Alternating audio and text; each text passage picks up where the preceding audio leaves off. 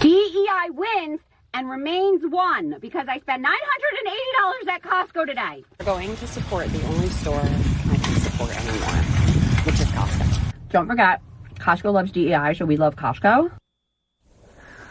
Meantime, of course, over at Target, its CEO said the stores were really facing some issues and some of the problems in response, of course, to their DEI changes. We all recall the boycott. So what does this mean for businesses moving forward? The group chat is back. As we look at this, I'm fascinated. The Axios Harris poll, Sarah Fisher from Axios, so I'll throw it to you first. It is really interesting to see the public backlash. So a number of companies have pulled, even if they haven't maybe changed the way they do things internally, they're not broadcasting it on their websites, for example. But it matters to consumers. Yes, Erica, I've been managing this poll for Axios since 2019. There's one through line every single year, which is that as a company, consumers want you to stand up for the policies and the principles that you've always stood for. When you go out of line, that's when you get hit. So if you are trying to do something to pander to the political climate, consumers do not like that. If you've always stood for DEI, if you've always stood for the environment, and you continue to serve those missions, nobody's going to punish you for it. That's why companies like Patagonia and Hobby Lobby are always at the top of our lists, because they are consistent in their beliefs regardless of their political party. It's when you have a perspective and you decide to change that perspective because you want to curry favor with some sort of administration, consumers really react negatively to that. And when we look at this in terms of that shifting, the shifting priorities, if you will, shifting public stance, you cannot ignore the pressure rather from the current administration. So the fact that some companies are ignoring that, do they do it at their own peril when it comes to potential regulations?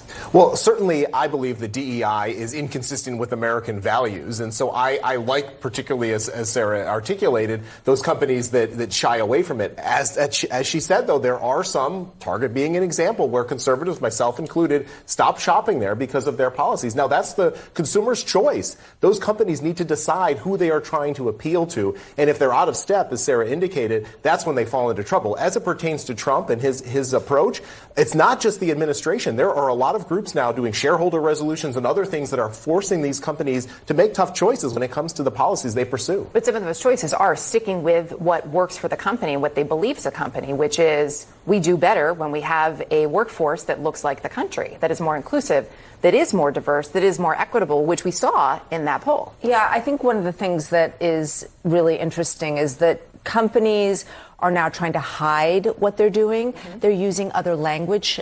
So instead of having DEI officers, they're using all these other words to sort of mask it. At the end of the day, though, the bigger picture is that this is now different than what happened before. This is not about backlash. This is actually about federal rulings, federal interference in these companies and what they're doing. And so that really does look a lot different than what we saw, in 2020 and beyond, where there was a lot of turmoil, a lot of consumer angst about what companies were not doing. This is now something that is coming from the federal level. And so I do think that really does change the game. It changes the game. It's also fascinating to me, as you point out, right? Like the language is changing. Maybe what we call the office is changing. The policies are not necessarily changing. How does that play out, though, as you're following this, right? And as you've been tracking it and looking at polling like this, how much do the words matter to people versus the deeds? Great question. There's two constituencies that a company has to worry about.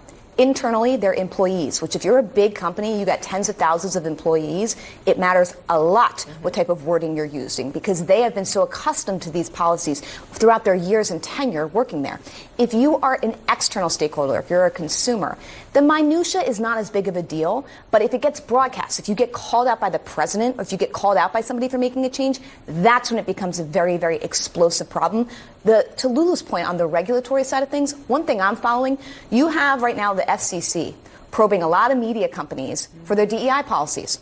So now suddenly these companies are under pressure, not from their employees, not from their constituents or their viewers or the consumers, but they want to get their deals approved. They want to get things done with government mergers and acquisitions.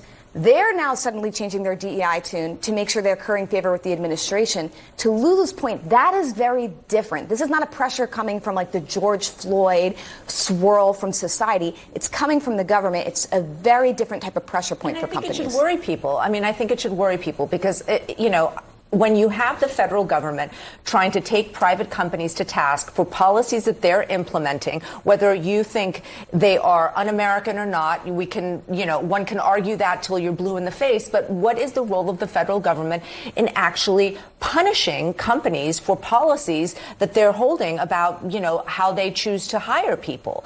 And so that becomes, I think, the bigger question under which all of this sits. This is a different era. If those policies, though, are discriminatory in the view of the Trump administration, that is an area where I do believe that they think that they have a right to insert themselves and challenge some of these companies. That's where it goes to the courts, because you have the companies who are going to argue a First Amendment infringement, and then you can say on the other side of it, well, there's discriminatory action. I think a lot of these types of challenges and these conflicts will end up in courts. Like a lot of other things we're following. Yes. A lot of time in the courts. All right.